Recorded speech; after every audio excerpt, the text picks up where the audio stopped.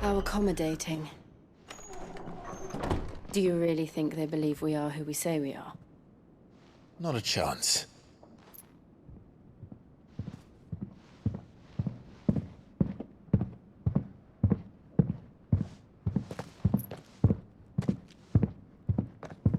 Right, I guess. My uncle believes we're imposters here to rob him. And means to string us up himself.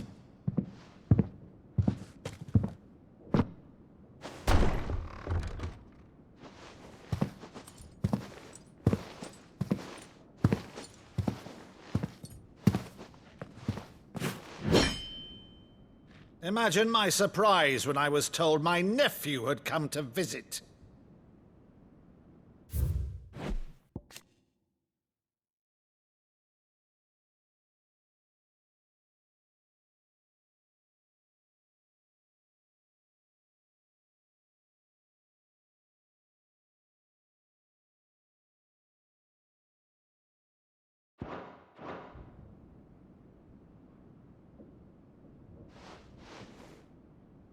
Clive Rosfield died long ago. And for uttering his name here, you shall pay with your tongue!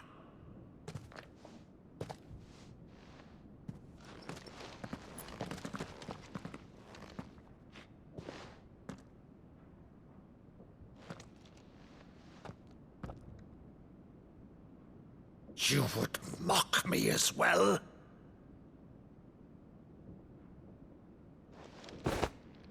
It is I, Sir Crandall of Camelot, loyal servant to Her Serene Holiness, Saint Sybil the Unshod. Meadow, thou vile sorcerer, for thy crimes against church and crown, I shall have thy head.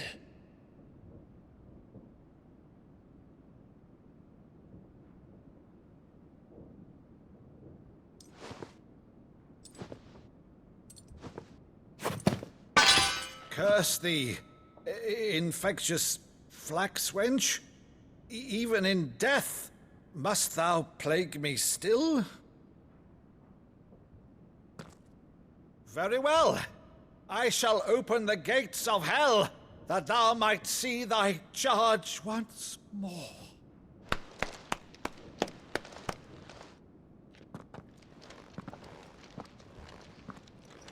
Bravo, Uncle. You're still the finest Meadow in the twins. Oh, Clive, my dear boy, it's really you.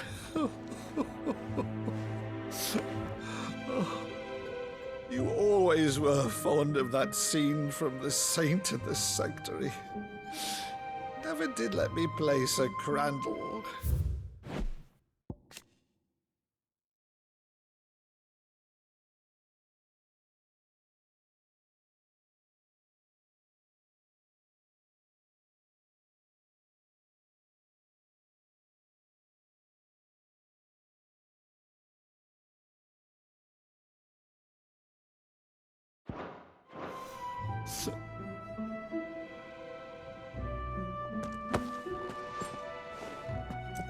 I have a favor to ask, Uncle Byron. Rutherford, inform the kitchens. There'll be guests. We dine immediately. But, Uncle... You can't very well regale me with the tale of your miraculous preservation on an empty stomach. Go on, sit.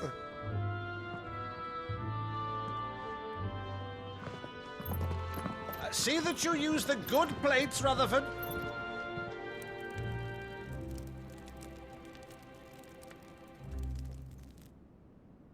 So you arrived late to one of her cullings, did you? Since becoming Vicereine, Annabella has been a constant thorn in Rosaria's side, but these atrocities are a new low. Something has changed. Quite what, I don't know, but the woman we knew is gone, and a monster sits in her place. A monster. For better or worse, I've been charged with governing this town, and thus must maintain the illusion of obedience. all I can do to aid Wade and his merry band of revolutionaries. So he's told us. You have risked much for Rosaria. Our nation will be forever in your debt.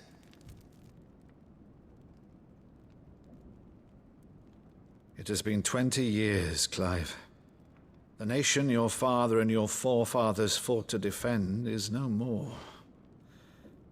Perhaps it would be otherwise had I the courage of my brother.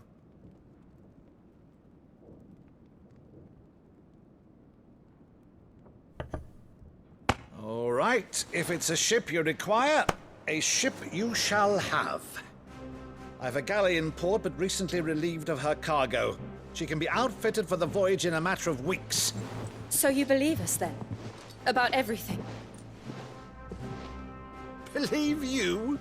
Ha! Only a fool would believe even half of the things you claim. But until tonight, only a fool would have believed my nephew still lived. And besides, I have it on good authority that Clive is telling the truth. Whose authority? On your own, of course. You've always been a terrible liar. Is that true? It's not untrue. Let's say no more about it, eh? It wouldn't do to linger on my nephew's greatest failing.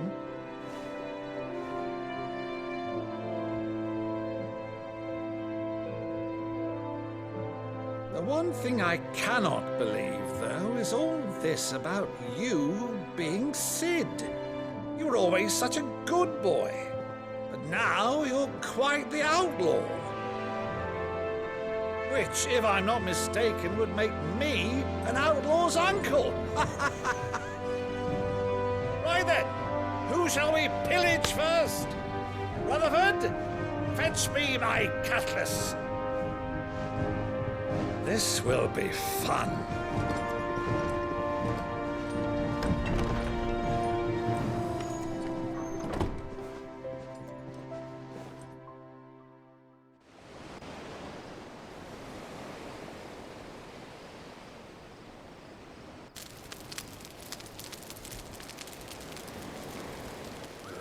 Over there. Go on. She's a fine ship, isn't she?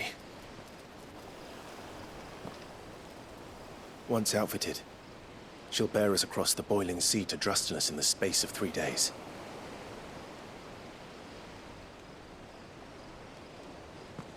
Something on your mind?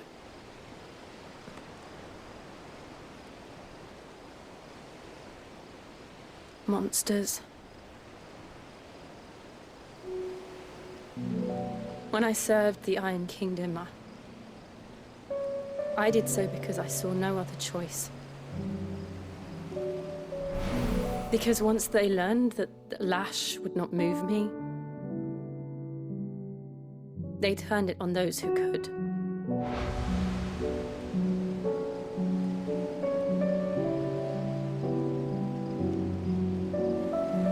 And so I became their puppet. I let them pull my strings, telling myself it was not my hand that swung a sword, but another's. I removed myself from the truth so I wouldn't feel the pain it caused.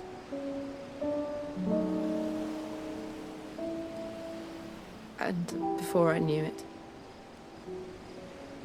I no longer felt anything.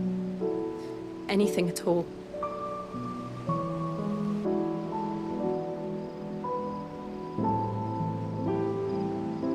I had become a monster. Jill.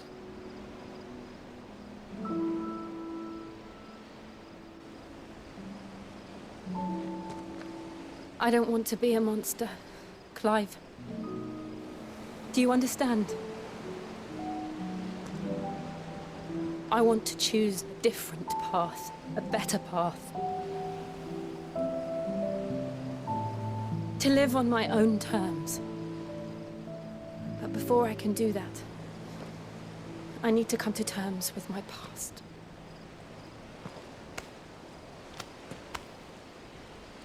And when you do, I'll be standing there with you, just as you stood with me.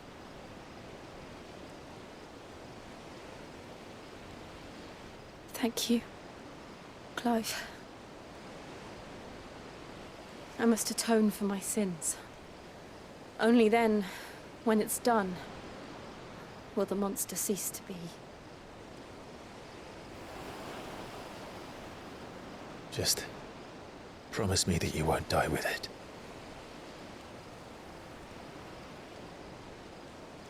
Now, let's get some sleep. The journey back to Benamir is long, and there is much to tell the others.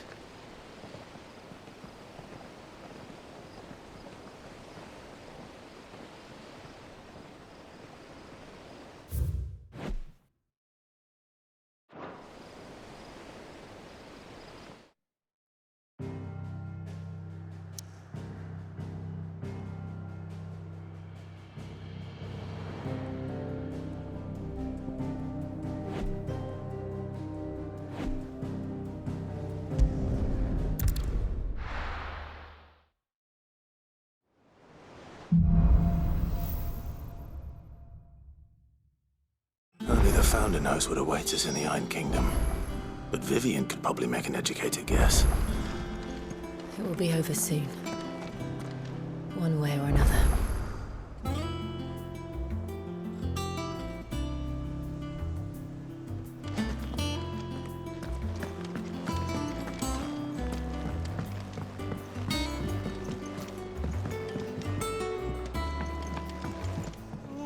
Against the gloom of bygone days, two boats of flame take flight. From glowing embers, beacons blaze to see us